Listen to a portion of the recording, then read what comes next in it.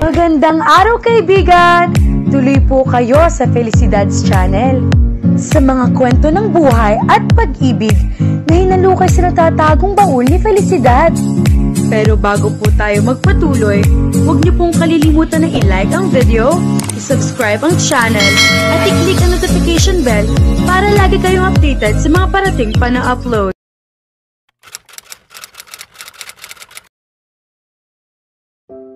Pagpasok ko sa loob ng mansyon, nadatnan ko sina Ginang Razon at Sara na nakatingin sa akin at nakangiti.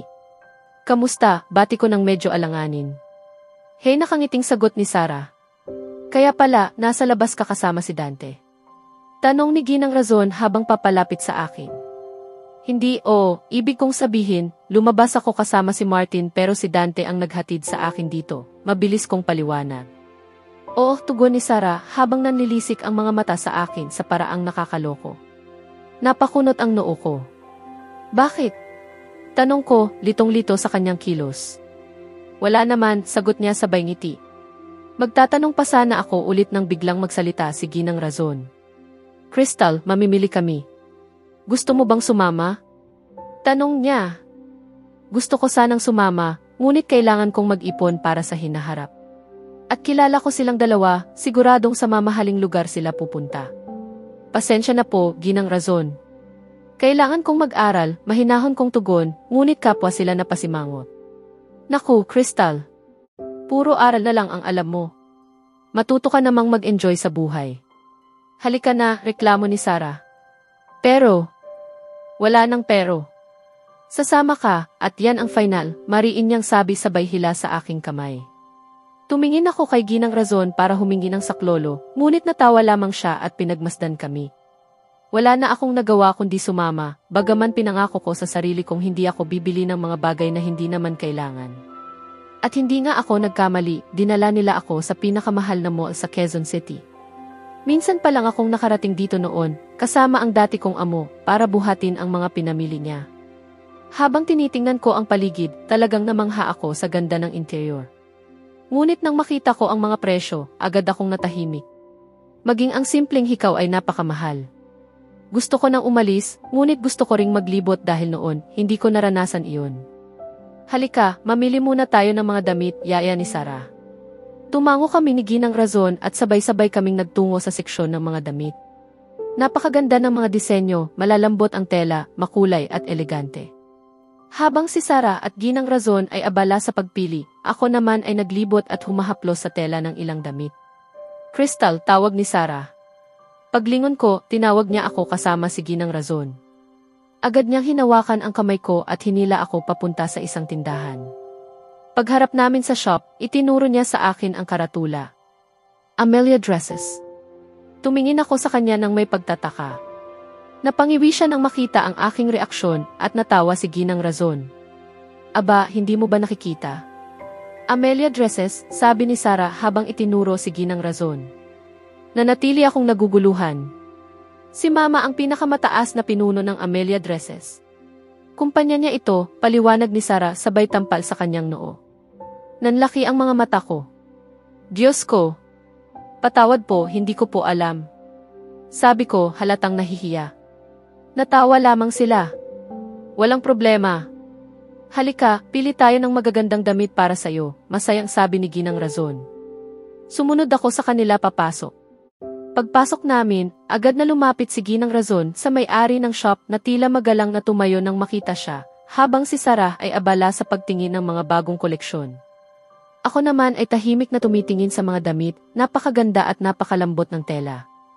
Lumapit sa akin si Ginang Razon. "Parang hindi mo gusto ang mga damit?" tanong niya nang may ngiti. "Hindi po, napakaganda po talaga," sagot ko ng tao sa puso. "Kung ganon, bakit hindi mo subukang isuot ang ilan? Pumili ka ng gusto mo," malumanay niyang sabi. "Hindi na po kailangan, Ginang Razon," sagot ko, ayaw kong magmukhang bastos. "Halika na, Crystal. Sigurado akong babagay sa'yo ang mga iyan," anya sabay abot ng ilang piraso. "Ginang Razon, hindi ko po." Sige na nga, ibig sabihin hindi mo gusto, sabat niya sabay kuha muli ng mga damit. Hindi naman po ganoon, mahina kong tugon. Ano nga ba talaga ang problema? Tanong niya, gaya ng tono ni Sarah. Napangiti ako. Sige na nga po, mamimili ako, sabi ko sa wakas. Ngumiti siya ng maluwang. Bago pa siya muling makapagsalita, tumunog ang kanyang cellphone. Hindi ko sinasadyang makita ang pangalan sa screen, Dante. Hello Dante, sagot niya sabay layo sa akin. Napabuntong hininga ako at nagsimulang maghanap ng damit na medyo abot kaya. Maya-maya, may nakita akong rosas na bestidang hanggang tuhod, may kaunting hiwa sa magkabilang tagiliran. Hinawakan ko ito at agad na napangiti, ang tela ay napakalambot, eksaktong gusto ko. At higit sa lahat, medyo mas mura ito kaysa sa iba. Sinundan ko ang direksyon ng isang staff, patungo sa silid palit. Mabilis kong hinubad ang suot ko at isinuot ang damit. Pagharap ko sa salamin, napahinga ako ng malalim. Ako ba talaga to? Para akong ibang tao, maganda, maayos at mas tiwala sa sarili. Napangiti ako nang hindi ko namamalayan.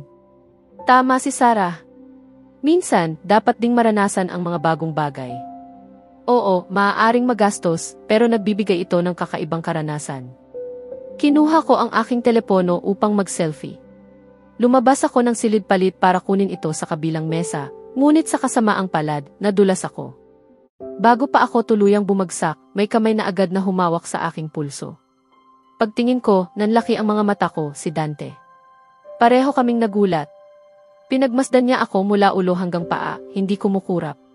Naramdaman kong namula ang aking pisngi sa paraan ng kanyang pagtingin. Ngunit tila wala siyang balak umiwas. Hinila niya ako palapit at marahang itinabi ang ilang hibla ng aking buhok sa aking tainga. Deja vu. Nagtagpo ang aming mga mata. Ilang segundo rin kaming natahimik. Ramdam ko ang bilis ng tibok ng aking puso. Dante, mahina kong bulong. Ehem. Tanging tugon niya, hindi inaalis ang titig. Pakawalan mo ako, sabi ko habang tumitingin sa paligid, salamat at wala namang ibang tao. Muling tugon niya, hindi pa rin ako binibitawan. Dante, pakisuyo naman, halos pabulong kong sabi. Ngunit sa halip na bitawan ako, hinila niya pa ako ng mas malapit. Ang ganda mo, Crystal, mahina niyang sambit. Nanlaki ang mga mata ko. Muling nagliwanag ang aking mukha at tila may mga paru-parong naglaro sa aking tiyan. Salamat, sagot kong nahihiya. Umiti siya ng bahagya at hinaplos ng marahan ang aking braso. Ngunit bago pa siya makagawa ng iba, may marinig kaming ubo o marahil ay isang peke lamang. Sabay kaming napalingon. Si Sarah iyon, nakataas ang kilay at nakangising pilya. Perfect timing, mahinang bulong ni Dante, dahilan para mamula lalo ako.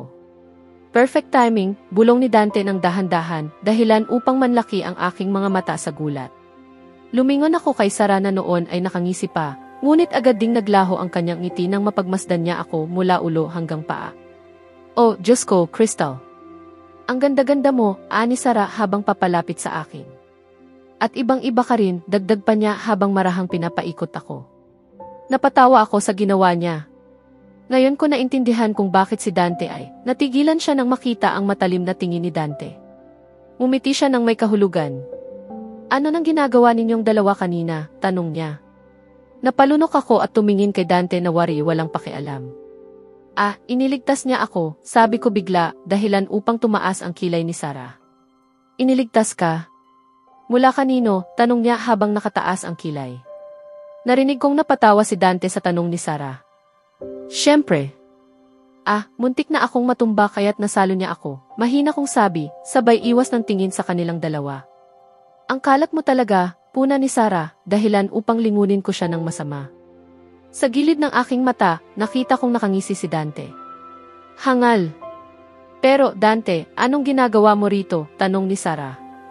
Napabuntong hininga ako, sa wakas, hindi na ako ang sentro ng usapan. Tinawag ako ni Mama, sagot ni Dante. Tumango si Sarah, ngunit napansin kong may makahulugang ngiti sa kanyang labi. Maya-maya ay dumating si Ginang Razon at agad siyang natigilan nang makita ako. Oh, Diyos ko, Crystal. Tumingin ka sa sarili mo, tila ikaw ang pinakamagandang nilikha ng may kapal, ani niya. Napahiya ako sa papuri. Maraming salamat po, Ginang Razon, tugon ko. Ikaw ay tunay na likas na maganda. Kahit walang pulbos o kolorite, napakaganda mo pa rin, dagdag pa niya. Lalong uminit ang pisngi ko. Dapat ay alagaan mo yan, sabi ni Sarah na tila nagbanta, dahilan upang matawa ako at tumango. Pero mama, bakit mo nga pala tinawag si Dante rito? Tanong ni Sarah na may mapanuksong ngiti. Mumiti rin si Ginang Razon at lumingon sa amin ni Dante. Naguluhan ako. Bakit nga ba, mama? Tanong ni Dante na nakakunot ang noo. Wala naman.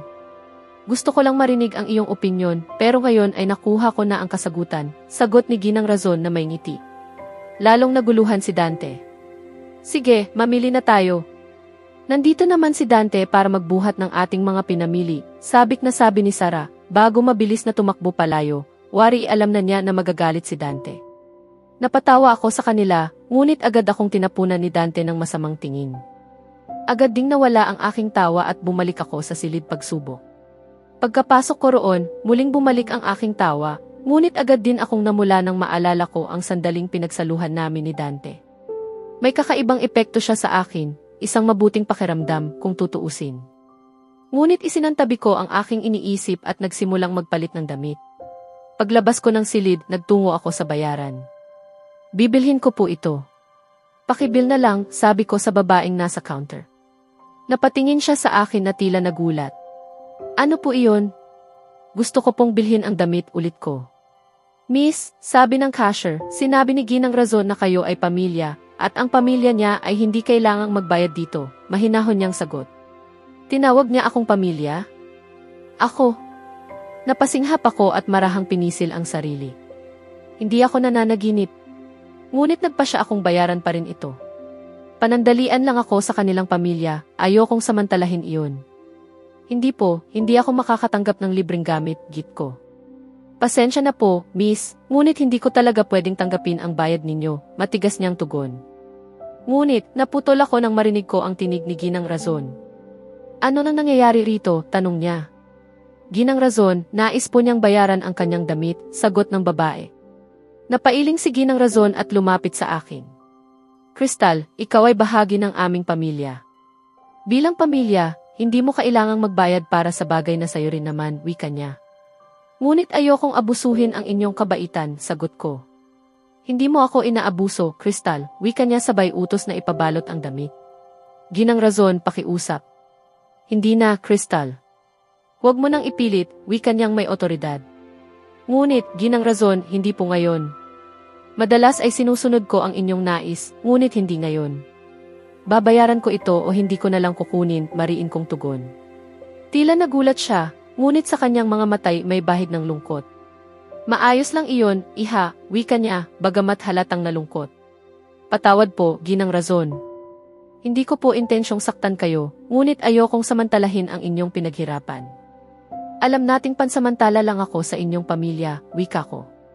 Tinitigan niya ako ng mariin bago ako niyakap. Masaya akong nandito ka, Crystal. Isa ka sa pinakamagandang bagay na dumating sa amin, sabi niya bago marahang hinaplos ang aking pisngi at lumayo. Umiti ako habang pinagmamasdan siyang naglalakad palayo. Nang makabayad ako, napalingon ako at nakita si Dante na nakatayo ilang metro ang layo, nakatitig sa akin. Ngunit ngayon, malamig at matigas ang kanyang mga mata. Nanlamig ako sa kanyang titig at agad na umiwas. Habang patuloy kaming namimili, tahimik lang si Dante. Hindi man lang siya tumingin o nagsalita sa akin. Dapat ay matuwa ako, ngunit sa di maipaliwanag na dahilan, nalungkot ako. Gusto kong magsalita siya, kahit sandali lang, ngunit wala. Habang naglalakad, tumunog ang aking telepono. Kaibigan ko sa kolehiyo ang tumatawag kaya't sinagot ko. Habang kami nag-uusap tungkol sa takdang aralin, bigla akong hinila ni Dante papalapit sa kanya. Nabigla ako, lalo na nang makita ko ang galit sa kanyang mga mata. Alam kong medyo pabaya ka, pero mag-ingat ka naman minsan. Muntik ka nang madula sa hagdan dahil sa cellphone mo, mariin niyang bulong, halos pasigaw. Pagkatapos ay iniwan niya ako at bumalik kina Ginang Razon at Sarah. Tinitigan ko ang kanyang likod habang napupuno ng luha ang aking mga mata. Hindi pa siya kailanman naging ganito katindi sa akin. Crystal, nandyan ka pa ba? Tanong ng kaibigan ko sa kabilang linya. Pinahid ko ang luha ko bago muling sumagot. Maya-maya, pinutol ko na ang tawag at naglakad mag-isa. Ayokong makita ang mukha ng aroganting lalaking iyon. Habang nag-ikot, muli kong naalala ang kanyang mga salita. Alam kong pabaya ka. Ang sakit.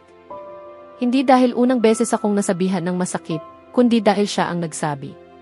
Marahil ay ako rin ang may kasalanan. Dapat ay lumayo na ako sa kanya noon pa. Ngunit ayos lang, mula ngayon iiwas na ako. Hindi ko na siya kakausapin. Mapagmataas na lalaki, bulong ko habang naglalakad. Sa di inaasahan, nabangga ko ang isang lalaki. "Oh, Diyos ko, patawad po," agad kong sabi. "Ayos lang, miss, huwag kang mag-alala," sagot niya. Nang magtama ang aming mga mata, nakita kong isa siyang kaakit-akit na lalaki, marahil nasa 28 o 9.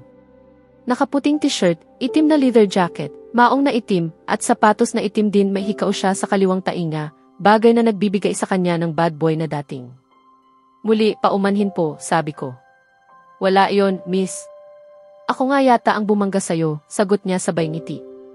"Oliver Brent," pakilala niya sabay abot ng kamay. "Crystal Garcia," tugon ko habang nakikipagkamay. "Magandang pangalan para sa isang magandang babae," sabi niya. Napangiti ako, bahagyang namula. "Salamat," tugon ko. "Umiiyak ka ba?" bigla niyang tanong. Nabigla ako. "Namumula kasi ang iyong mga mata at may bakas ng luha sa pisngi mo," paliwanag niya. Hindi kasi, napatigil ako, hindi alam ang isasagot. "Ayos lang, alam kong hindi mo ako kilala kaya't baka hindi ka komportabling magsabi," sabi niya na may maamong ngiti. Ang bait niya.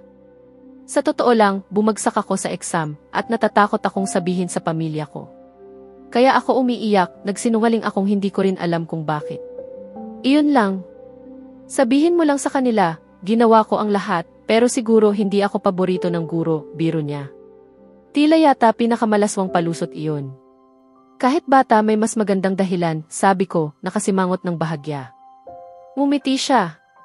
"Pero epektibo yan sa akin," tugon niya na seryoso. Natawa ako. "Mukhang madalas mo na yatang gamitin yan." "Palagi," tugon niya ng may pagmamalaki. Napailing ako, aliw na aliw sa kanya. Ngunit bago pa kami makapagpatuloy sa usapan, tinawagan ako ni Sarah. Niyaya niya akong pumunta sa food corner. Nagpaalam ako kay Oliver at nagsimulang maglakad, ngunit bigla akong hinila papunta sa isang sulok. Akma na sana akong sisigaw, ngunit tinakpan niya ang aking bibig, si Dante pala. Inalis niya ang kanyang kamay at tinitigan ako ng masama. "Ano nang ginagawa mo sa lalaking iyon?" galit niyang tanong. "Anong lalaki?" tanong ko na litong-lito. "Yung lalaking pinagtatawanan mo," mahinang sigaw niya. "Si Oliver." Nagkasalubong lang kami at humingi ako ng paumanhin, malamig kong sagot. Ilang minuto pa lang ang nakalilipas, ipinangako kong iiwas ako sa kanya, at heto ako, nagbibigay ng paliwanag. "Paumanhin? Halos 5 minuto kayong nag-usap.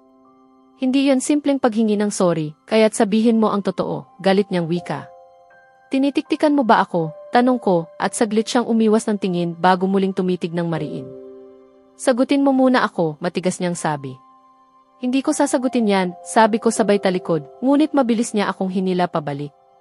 "Hindi ka aalis hanggat hindi ka sumasagot." "Bakit ka nakikipagkamay at tumatawa sa kanya?" mariin niyang tanong. Tinitigan ko siya ng diretsyo. Sa likod ng kanyang galit, nakita ko ang selos. Nabangga ko lang siya at nagkausap kami sandali, yon lang, paliwanag ko. "Bakit hindi ka nalang umalis pagkatapos humingi ng paumanhin? Bakit kailangan pang makipag-usap?" anya. Dahil mabait siya at hindi niya ako tinawag na pabaya ng aksidenteng mabangga ko siya, halos pasigaw kong sabi, at hindi ko napigilang mapaluha. Biglang lumambot ang kanyang mga mata. Pinunasan niya ang aking luha at hinapit ako palapit. "Patawad," mahina niyang sabi.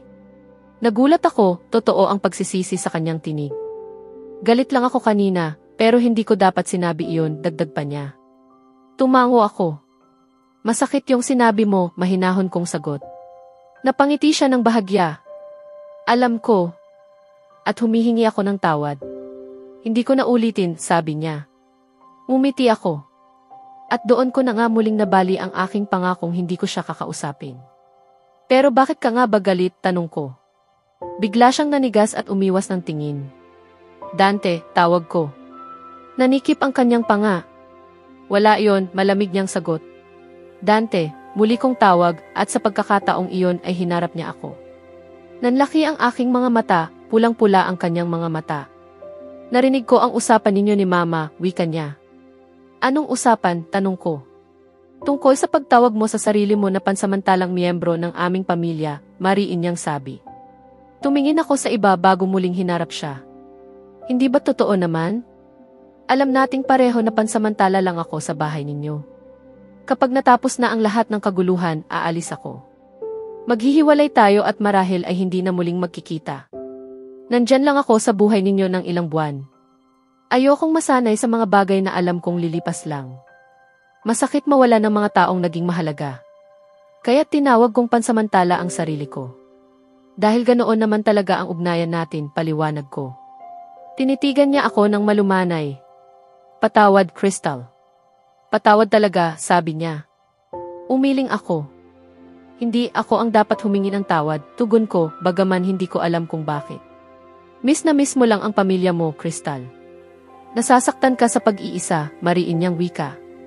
Darating ang araw na magkakaroon ka ng sarili mong pamilya, Crystal, dagdag niya ng buong paniniwala. Sa susunod na kabanata, mas lalalim ang koneksyon ni na Crystal at Dante, ngunit kasabay nito ihaharap sila sa isang bagong tauhan na magdudulot ng pagkalito sa kanilang mga damdamin at ugnayan. Magbubukas ito ng panibagong yugto ng tensyon at di maiiwasang katotohanan. Kaya abangan natin,